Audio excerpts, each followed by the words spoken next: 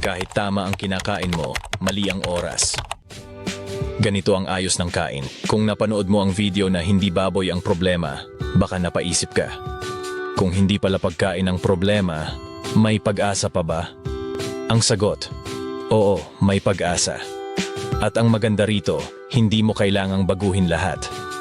Hindi mo kailangang mag-detox. Hindi mo kailangang bumili ng supplements. Sa maraming kaso, kailangan lang ma-reset ang katawan. Maraming Pilipino ang tama ang kinakain, pero mali ang oras ng kain. At kapag mali ang oras, kahit healthy ang pagkain, nahihirapan ang katawan. Sa video na ito, ipapakita ko kung paano ayusin ang oras ng pagkain. Simple, praktikal, at kayang sundan araw-araw. Kaibigan, huwag kalimutan na mag-subscribe para sama-sama tayong umunlad ang pamumuhay at kalusugan. Ang tanong, bakit mahalaga ang oras ng kain? Mahalaga ang oras ng kain dahil ito ay may malaking epekto sa ating kalusugan at kalagayan ng katawan. Ang tamang oras ng pagkain ay tumutulong upang mapanatili ang balanse ng ating metabolism at enerhiya. Kapag nasunod natin ang tamang oras, mas nagiging epektibo ang ating katawan sa pagproseso ng mga nutrients. Sa umaga, mas handa ang ating katawan na tumanggap ng pagkain dahil sa metabolismo na mas aktibo at mabilis. Sa gabi naman, mabagal ang ating metabolismo na maaaring magdulot ng hindi pagiging epektibo ng mga nutrisyon na kinakain.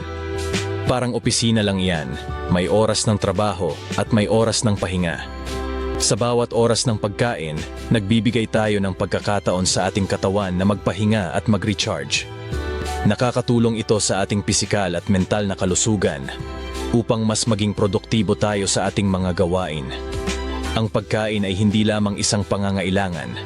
Ito rin ay isang pagkakataon para sa ating makapagtipon-tipon at makapagbahagi ng mga karanasan. Kapag pinilit mong magtrabaho ang katawan sa oras ng pahinga, doon nagsisimula ang problema. Ang mga oras ng pagkain ay mahalaga hindi lamang para sa ating pisikal na kalusugan, kundi pati na rin sa ating mental na kalagayan. Sa pagbibigay pansin sa mga tamang oras ng pagkain, nagiging mas productive tayo at mas nakakaiwas sa stress na dulot ng hindi tamang dieta. Bago tayo magpatuloy, gusto kong malinaw ito. Hindi sira ang katawan mo, hindi ka huli.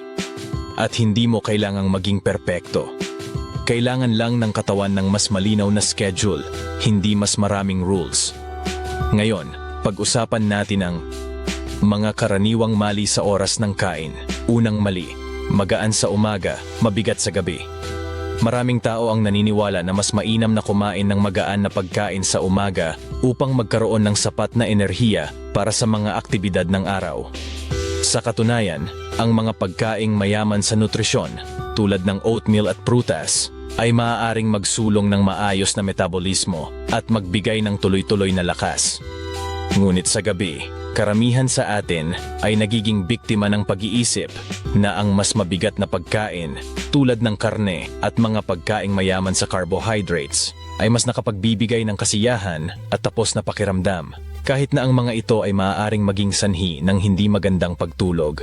Ikaw ba ay magaan lang ang almusal? I-type ang isa kung oo at dalawa kung normal meal. Mahalaga ang inyong mga komento. Ilagay mo na rin kung saan ka nanonood. Tuloy tayo. Ikalawa, laktaw ng tanghalian, tapos binge sa hapunan. Sa ganitong sitwasyon, madalas ay hindi natin nakikita ang epekto ng paglaktaw ng pagkain sa ating kalusugan. Ang pag-iiwas sa tanghalian ay nagdudulot ng hindi pagkakaroon ng sapat na nutrisyon sa ating katawan at sa halip ay nagiging dahilan ng labis na pagkauhaw sa oras ng hapunan. Ang mga tao ay nagiging mas sabik at ubos ang kontrol sa kanilang pagkain, na nagiging sanhi ng labis na pag-aalala sa kanilang timbang at kalusugan. Sa halip na kumain ng tama at balanse, pumipili tayong ubusin ang lahat ng ating nakabantay na pagkain sa isang upuan lamang. Ikatlo, late night snacks. Kahit konti lang.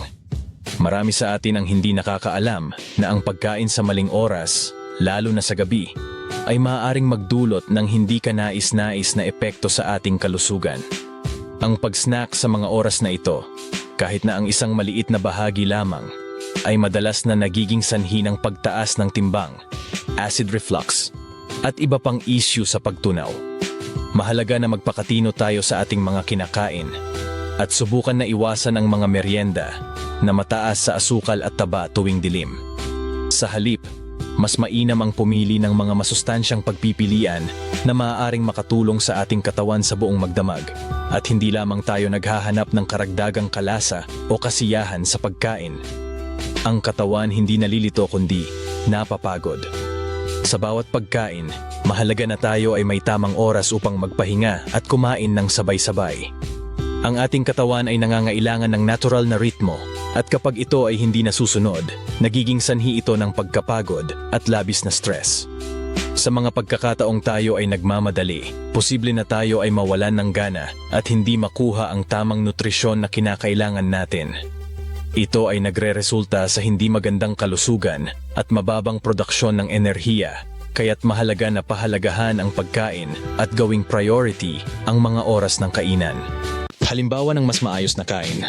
Sa umaga, mas kaya ng katawan ang protina. Itlog, isda, tokwa, pwede. Mahalaga ang almusal dahil ito ang nagbibigay ng enerhiya para sa buong araw. Bukod sa mga nabanggit na pagkain, maaari ding isama ang mga gulay tulad ng spinach o kangkong upang mas mapabuti ang kalusugan. Ang tamang kombinasyon ng protina at masustansyang carbohydrate ay makakatulong sa mas mahusay na pagsisimula ng araw at mas mataas na antas ng produktibidad. Kaya nga't mahalaga na hindi natin kalimutan ang pagkain ng masustansya sa umaga. At ang goal, steady energy. Sa pagkakaroon ng maayos na plano sa pagkain, mahalaga ang pagpili ng mga pagkaing nagbibigay ng consistent na lakas. Ang mga pagkaing may mataas na fiber, gaya ng buong butil, prutas, at gulay, ay nakakatulong upang manatiling puno ng enerhiya sa buong araw. Walang spike ng energy tapos biglang panghihina. Samantala, ang pagkain ng sapat na protina mula sa mga mapagkukunan tulad ng isda, tokwa, manok, at mga legumes ay nagbibigay ng mahalagang nutrisyon na kailangan ng ating mga katawan. Huwag kalimutan ang mga malulusog na taba mula sa mga mani at abokado na tumutulong sa tamang pag-andar ng ating utak at metabolismo. Sa ganitong paraan, maiiwasan ang mga biglaang pagbaba ng enerhiya at mapanatili ang ating sigla habang tayo'y abala sa mga gawain. Ngayon, pag-usapan natin ang tanghalian. Ito dapat ang pinaka-balanced na kain. Dito ilagay ang kanin. Ngunit huwag kalimutang idagdag ang mga gulay tulad ng broccoli at carrots, pati na ang protina mula sa manok o isda. Ang balanse sa pagkain ay mahalaga upang mapanatili ang magandang kalusugan at sapat na enerhiya sa buong araw. Kapag tama ang paghahain, ito ay nag-aambag hindi lamang sa pampagana, kundi pati na rin sa kasiyahan ng bawat tao sa mesa.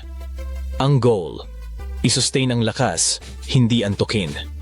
Sa ganitong paraan, mahalaga ang tamang pagpili ng mga pagkain na mayaman sa nutrisyon tulad ng mga prutas, gulay at protina.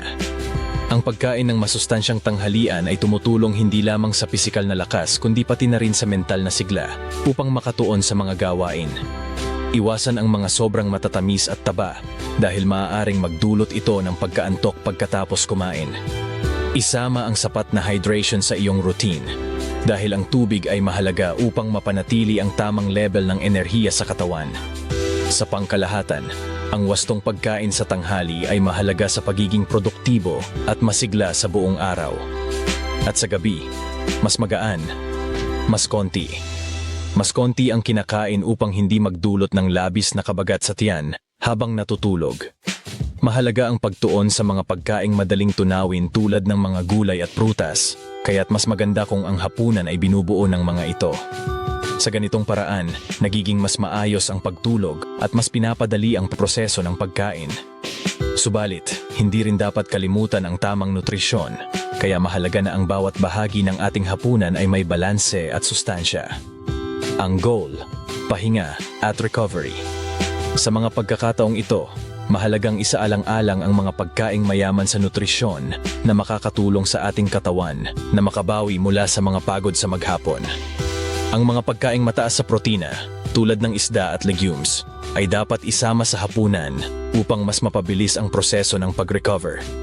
Bukod dito, ang mga sariwang prutas at gulay ay nagbibigay ng mga vitamins at antioxidants na kailangan ng katawan para sa mas mahusay na pang-aalaga sa ating kalusugan. Sa ganitong paraan, mas magiging handa ang ating katawan sa mga susunod na hamon. Gaano nga ba karami ang tama? Hindi kailangang busog na busog. Hindi rin gutom na gutom. Ang tamang dami ng pagkain ay nag-iiba-iba, depende sa ating mga pangangailangan at aktibidad. Sa halip na sukatin ang pagkain sa simpleng termino ng busog o gutom, dapat nating isaalang-alang ang kalidad at uri ng mga pagkaing kinakain. Mahalaga ang balanseng dieta na nagbibigay ng sapat na nutrisyon upang magkaroon ng sapat na enerhiya para sa ating mga gawain. Isang magandang gabay ay ang pahalagahan ng pagdinig sa ating katawan at pag-unawa sa mga senyales nito upang matukoy ang tamang dami na hindi labis at hindi rin kulang. Ang tanong, ano ang pakiramdam mo pagkatapos kumain? Saan man tayo magpunta, isa sa mga pangunahing usapin ang tamang pagkain. Mahalagang malaman kung gaano karami ang nararapat na kainin upang mapanatili ang ating kalusugan at sigla. Ang ating pakiramdam pagkatapos kumain, maaring ito ay puno ng saya at kasiyahan o kaya'y pagdaramdam ng labis na kabigatan, ay isang mahalagang senyales ng ating kinakain. Ngunit hindi lamang ito tungkol sa dami, dapat din nating isaalang-alang ang kalidad ng pagkain kasama ang mga nutrisyon na kailangan ng ating katawan upang umunlad at maging masigla sa araw-araw. Kung antok, bloated o mabigat, baka sumobra. Mahalaga na intindihin ang ating katawan at ang mga senyales nito dahil ang tamang pagkain ay hindi lamang tungkol sa dami kundi pati na rin sa kalidad. Kung nakakaranas ka ng labis na pagkabigat sa tiyan o pagkaantok matapos kumain, maaaring ito ay senyales na kailangan mong i-adjust ang iyong bahagi ng pagkain. Maglaan ng oras upang suriin ang iyong mga kinakain at siguraduhing sapat ang nutrisyon na nakukuha mo. Huwag kalimutan ang mga gulay, prutas at tamang protina. Subukan ding kumain ng dahan-dahan upang bigyang daan ang iyong katawan na makilala ang mga senyales ng pagkabusog bago pa man mag-overeat. Ngayon, ang tanong, para kanino ito? Kung ikaw ay 40 pataas, para sa'yo ito. Sa panahong ito, ang pagkain ay hindi lamang isang pangkaraniwang gawain, kundi isang pagkakataon upang pagyamanin ang ating kalusugan at pampalakas ng katawan. Ang oras ng pagkain ay nagbibigay diin sa kakayahan ng ating katawan na maabsorb ang mga nutrisyon at makabawi mula sa araw-araw na pagod. Para sa mga taong 40 pataas, ang pagkakaroon ng tamang oras sa pagkain ay mahalaga upang mapanatili ang balanseng nutrisyon at maiwasan ang mga sakit na kadalasang tumatama sa edad na ito.